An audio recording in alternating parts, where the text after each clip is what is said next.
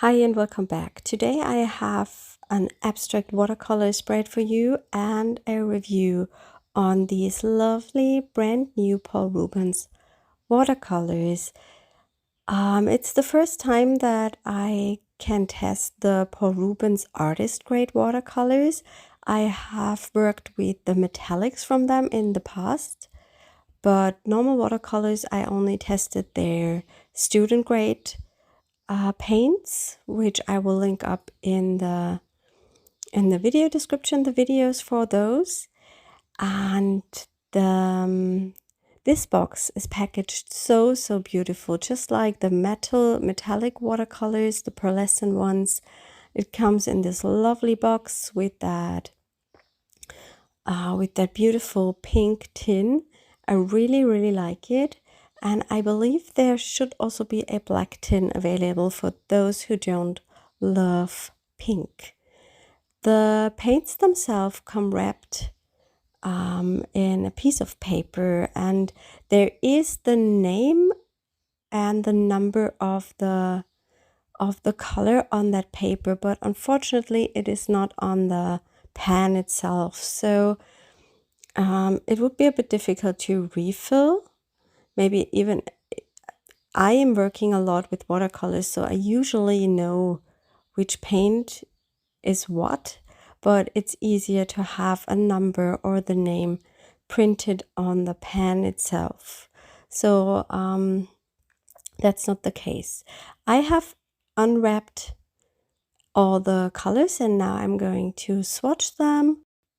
And as there were no English names on that color swatch sheet, I wrote the names down when I was unpacking all the paints, and I made sure to keep them in the right order in my tin. You get first a Naples yellow, which is a very lovely color.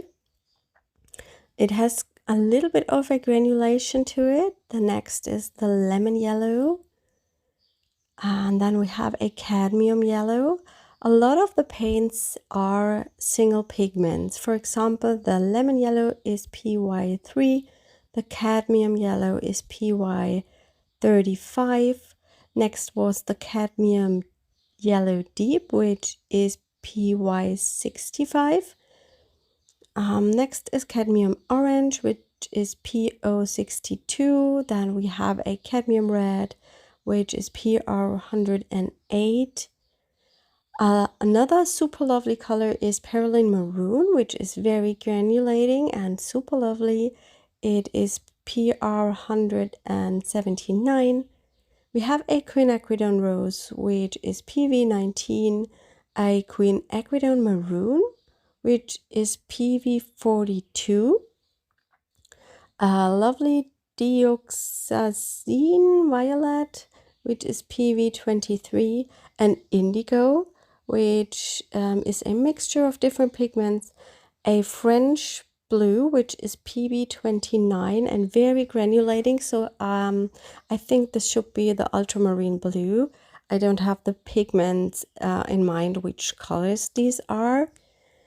Next, on the top right, we have Berlin blue, which is the PB27, looks like a Prussian blue to me.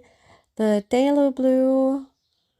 Then we have a translucent turquoise, which is also PB16. We have an oriental green, which is PG7. That should be either emerald or viridian green. Then we have a May green, that is a mixture. We have a cobalt turquoise dark, which is such an amazing color. That's PG26. We have an olive dark. That's a mixture from PO62 and PG7.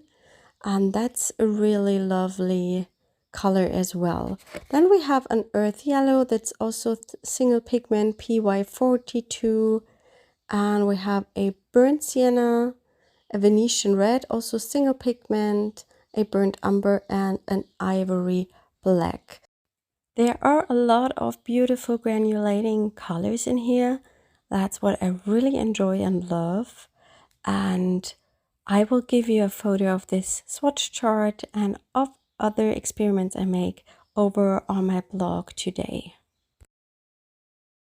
So hey everybody, I thought I will record this without a voiceover because it's a bit easier to describe and talk about the paints. After these were dry, I recognized a lot of beautiful granulating colors. That French blue here, it's the pigment PB29, and I have to research that because I don't have the pigments in mind, but I bet that should be the ultramarine blue. The Berlin blue is kind of an indigo, I would say. Well, indigo is here, but it's maybe kind of a Prussian blue. I don't know which blue it is, but it's so granulating. It's so beautiful. I will take photos of this so you can have a look at them on the blog. Also the black, it's called Ivory Black. It's super granulating. And the burnt sienna is granulating. The perylene maroon is granulating.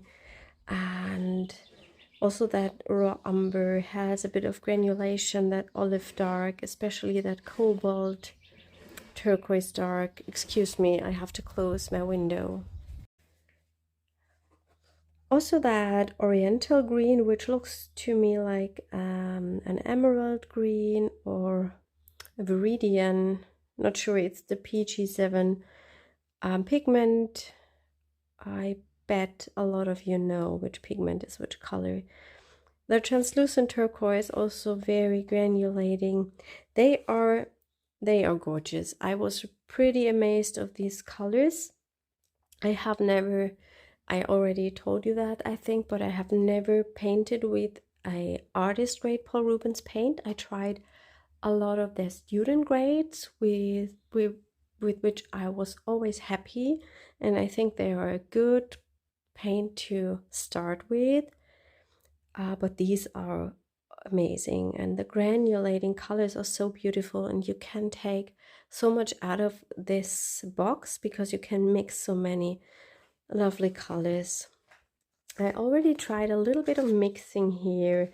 I mixed some different greens, and I will show you that in a minute, how I mixed some of them, and they are so granulating because of the mixtures I made. I don't know if you can see that on camera, but I will definitely give you the photos over on the website so you can have a look. And this is a color palette I put together that I plan to use for my abstract painting today. I think first of all I'm going to start my background, and while this is drying I'm going to come back to this green mixing, to the green mixtures I made. For my abstract play I picked the perylene maroon, the black, the burnt sienna. This is a mixture. At the moment I don't know which colors I've mixed. It might be, oh my god, it might be also perylene maroon mixed with that greenish color, which is the cobalt turquoise. We will see. I will experiment a little bit with them, but I thought I would love to use those granulating colors. The cobalt turquoise dark is such a gorgeous color, and I just pop down colors and make some abstract shapes. That's what I always do when I make an abstract watercolor spread. And the journal I'm working in is the watercolor journal from Strathmore, which is a lovely book. What I don't like about it, it has different papers inside, so the back side is different than the front, and it's, to me, it's a huge difference, and that's something I do not really like.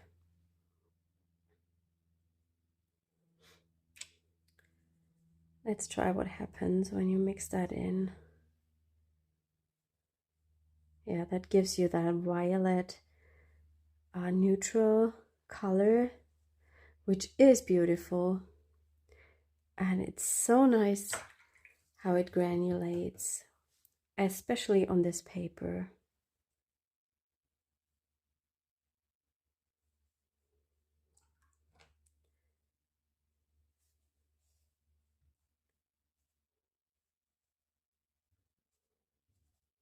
I blend stuff out, and you can already see how the paint is granulating and it's creating this beautiful, beautiful texture. I try not to make mud by just working with with colors that are mixing well together. I usually know which colors will mix well, or I have a feeling for that because I paint a lot. I always recommend not to mix complementaries, what I did here, but I already knew that it will give me a really interesting neutral and not a really muddy color. The orangey color is that burnt sienna, and this one has an amazing high flow. Do you see that? It's a really nice, it's not wet enough here, it's wet enough. Really nice property to use for abstract textures.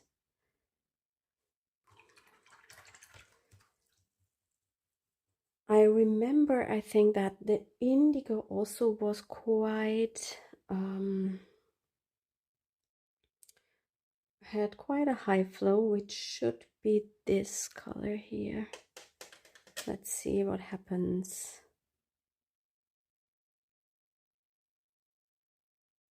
Not as much as the burnt sienna, but I like the indigo here to make a little bit of a contrast with a darker color. That was the wrong.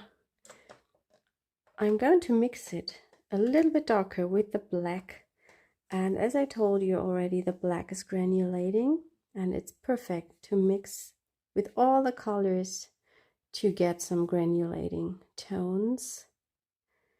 And I'm mixing that in a bit to neutralize the blue and to make it a bit darker.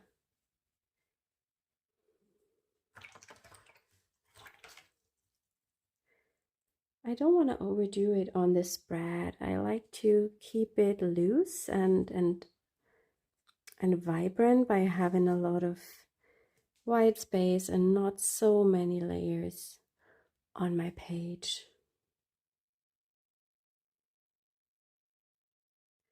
I always have to look to my color chart to see where the color is that I wanted to use.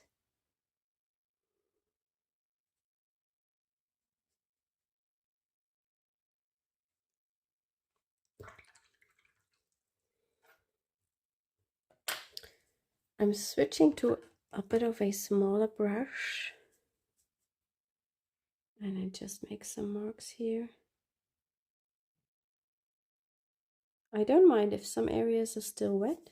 This just will give me some different kind of textures.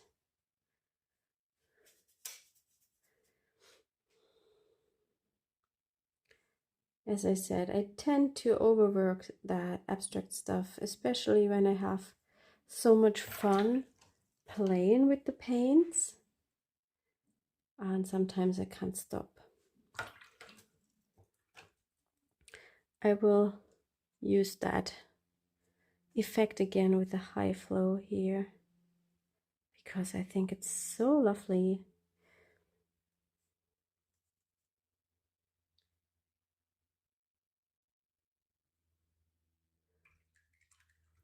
Yes, I'm going to let this dry and I will come back to you and we will mix the greens and then we will keep on working on that page. Paul Rubens also sent me this paper pad, which I already got in the past from them, so I won't open the new one. I've used them not very often because I always keep them and then I use them for stamped images, because that paper is shimmery. I hope that you can see it on camera. I'm not sure if that shows up. I just want to check. I think they have two different ones of these shimmer papers. I'm not sure if these are all the same, all of the same texture.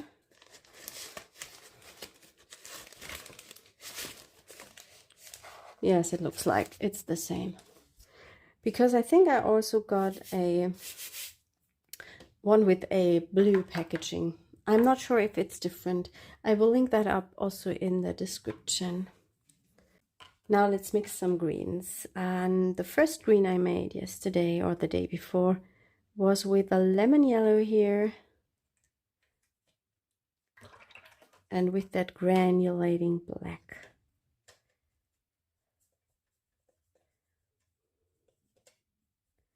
And this gives you such a beautiful olive green. Maybe I will zoom in a little bit for you so you can see the colors a bit better. Oops. I will also take photos of that so you can see it. And with that black, you also get a little bit of a granulating effect. You can add a bit more black than the green. It gets darker.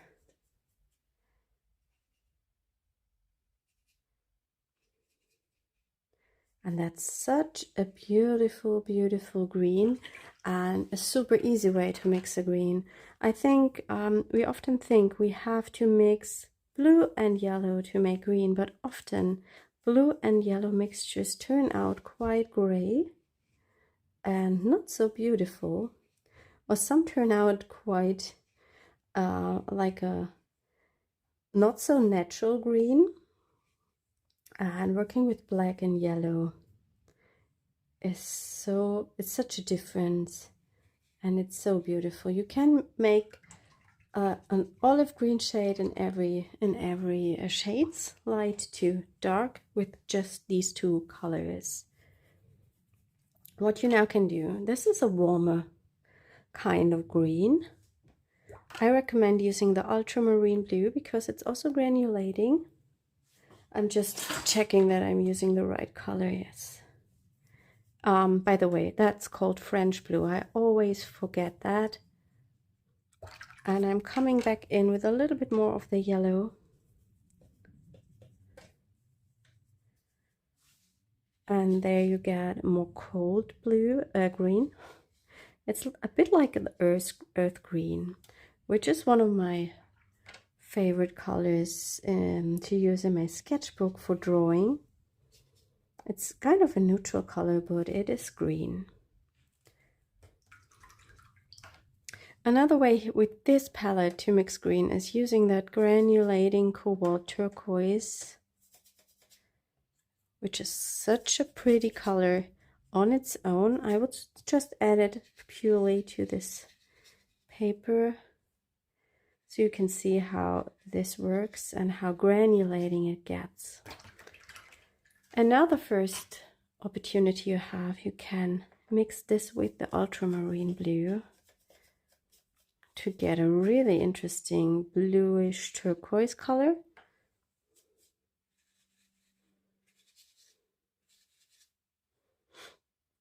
A bit more of that. And now you can use this mixture. I would add a little bit more back of that cobalt turquoise and add some of that burnt sienna, which is also granulating.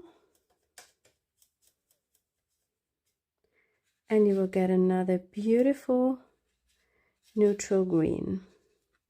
I could do this these experiments all day long and mix tons of different greens. What you also can use is that earth yellow, which might be a raw sienna. As I said, I don't have the pigments in my mind, so I can tell you, yes, that's definitely a raw sienna. And then try to mix that with that cobalt turquoise. And you get an even warmer olivey green. It's a bit more opaque because of that earth yellow color. And of course, if you want to have a bright green, a really bright green, I would recommend using the phthalo blue together, maybe with the lemon yellow. This will give you kind of an emerald mixture with what is that is already in the box. So where is it here? It's a bit more green. Or you mix that phthalo blue with a bit of a warmer yellow, or let's say with that raw sienna, a little bit more of that raw sienna. And again, you get a bit more of a different, just a different green. All the greens are amazing, and especially I love the mixtures with black and the ones with that granulating cobalt turquoise, and I will make a photo of this so you can see how beautiful these paints turn out on the paper. My page is not 100% dry, but it's okay.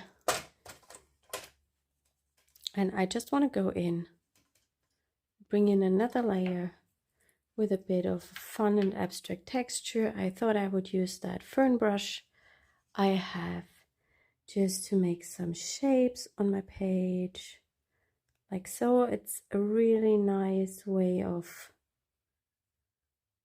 making textures using different brushes.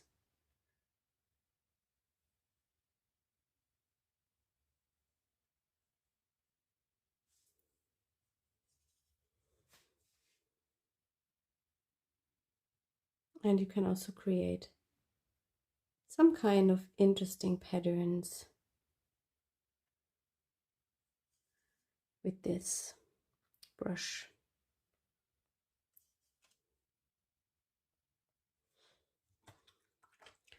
When you're playing with watercolors, you don't want to make too many layers. I just add a second layer here because it was a bit too centered. What I love about this paper here, you can layer up the paints without getting too much of a mess, because the color does not reactivate immediately underneath. So you can create layers and build up the color. I always love round shapes because they are, I think, more harmonious or harmonic. Not sure what's the right word for it, compared to geometrical shapes with corners and edges.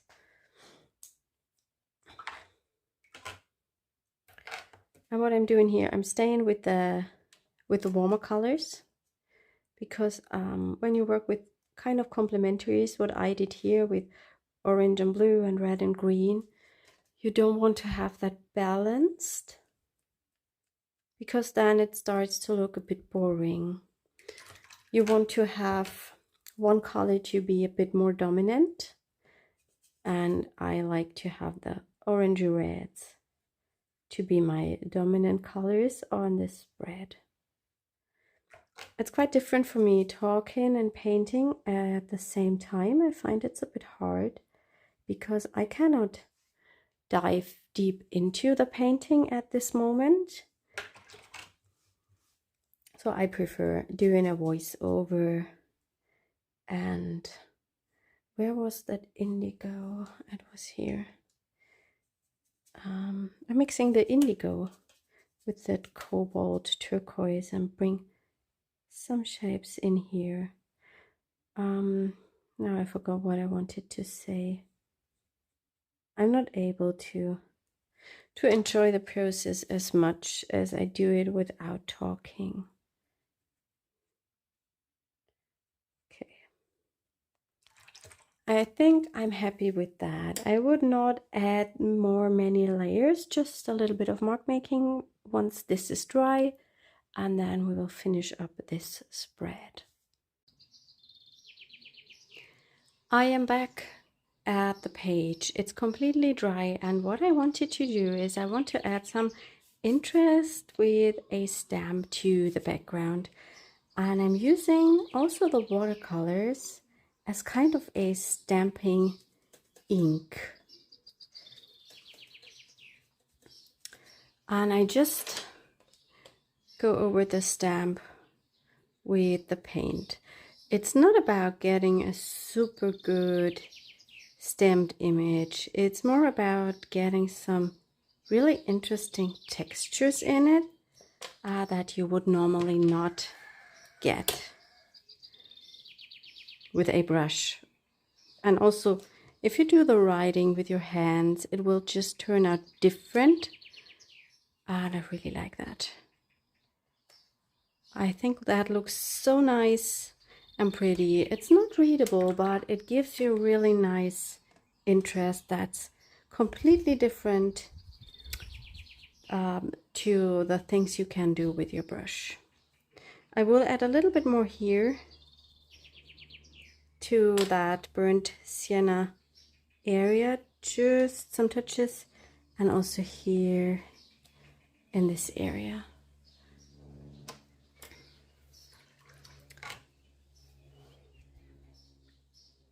I also think about adding some more marks in with the watercolors and with a smaller brush.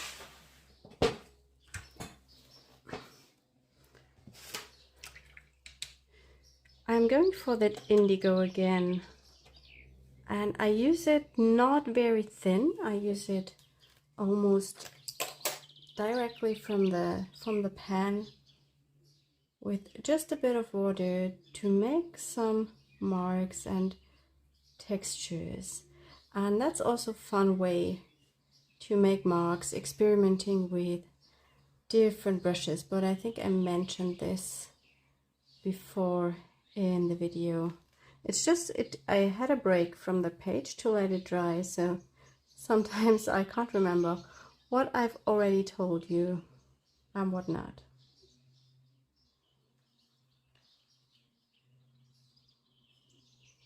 I always like to repeat a pattern on the page so that I not only have this here in this area, I want to bring it to another area as well. And to me the best one would be here and maybe a little bit here, but as this is on the same line, I think it might not look good, so I will extend this one a little bit over and then I will add the same pattern here.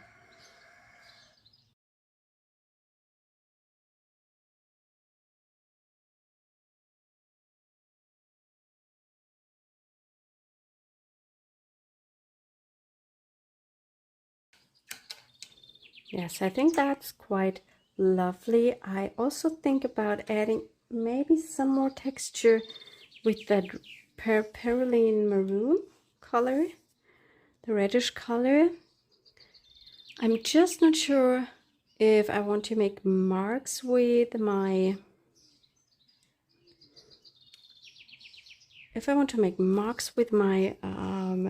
brush, or maybe with a stamp again.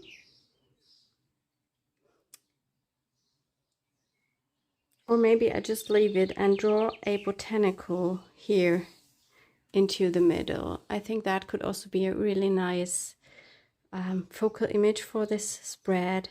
So I will let this dry and then come back and we will create a focal image. I'm back with a voiceover now because I was not able to record this in a silent area. So I'm just doing a voiceover. I'm painting in a botanical shape, some leaves, also with the perylene maroon, and I'm darkening this one with the ivory black, so it gets even more granulating, and it's a bit darker than the colors that I have on the background. Finally, I can say I'm very, very surprised, positively surprised about these paints. They are so beautiful, and I cannot do anything else than recommending them in case you are looking for a more interesting paint set compared to a normal set because of the many granulating colors you get here. It's a really beautiful selection of colors.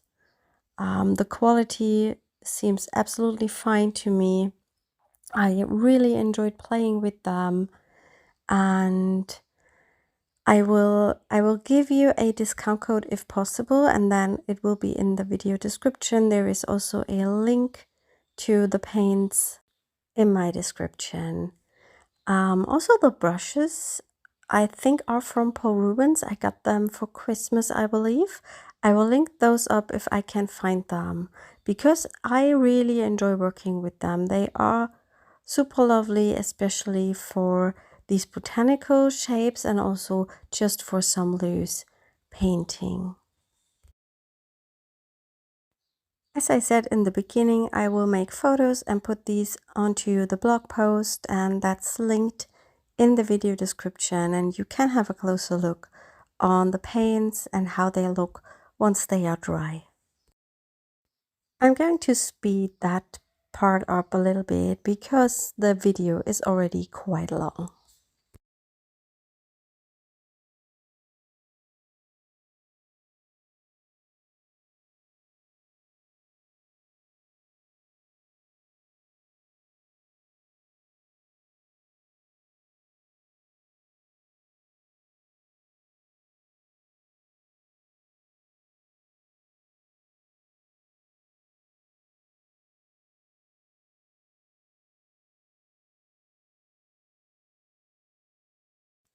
I really enjoyed that texture I made with the fern brush at the beginning here, because it looks like a bit of grass where that leaf is growing out of, and I decided to add a little bit more.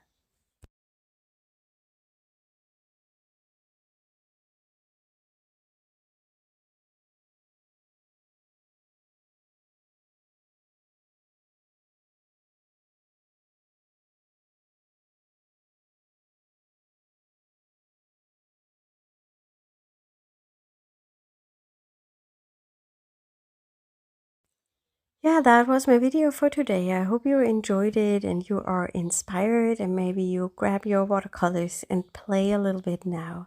I wish you a lovely weekend. Bye.